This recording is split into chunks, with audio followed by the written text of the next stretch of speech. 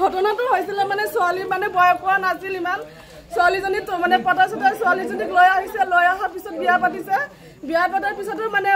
এইটো মাৰধৰ হৈয়ে থাকে আমি গম পাওঁ মাজতে এবাৰ আমি ছোৱালী লৈ গৈছিলোঁ ছোৱালী লৈ যোৱাৰ পিছতে তাই মানে পতাই মতে আকৌ গাঁওবুঢ়া চাবৰ লৈ গৈ আনিছে আমি দিছোঁ তাৰপিছত আমাক জবান দিছে ছোৱালীক শান্তিত ৰাখিব ভালকৈ ৰাখিব বুলি এতিয়া ছোৱালী অহাৰ পিছত প্ৰেগনেণ্ট হোৱাৰ পিছত আমাৰ ঘৰৰ পৰা লৈ গ'লোঁ আমি লোৱাৰ পিছত তাতে প্ৰেগনেঞ্চি প্ৰব্লেমটো চল্ভ আউট কৰিলোঁ কৰাৰ পিছত এতিয়া যোৱা যে আজি 2 মাহ হ'ল ছোৱালীজনী প্ৰেগনেণ্ট অৱস্থাত যে তাই যে তাতে থাকে তাই মানে লগতেই থাকে ঘৰত নাহে মানে আৰু ঘৰৰ মানে খবৰ কাউৰীয়ে বোলে কৈ থাকে বোলে ছোৱালীয়ে যাদু কৰিছে এইটো সেইটো কৰিছে কিন্তু ছোৱালীৰ ইমান বয়স নাই আমাৰতো এটা ছোৱালীৰ মৰম আছে ন ইমান সৰু বয়সত জন্ম দিছে এটা পোৱালীটো আজি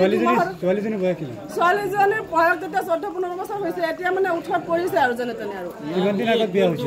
বিয়াত হৈছে তোমাৰ ধৰা 1 বছৰ মানে হৈছে বেছি হোৱা নাই 1-1.5 বছৰ হৈছে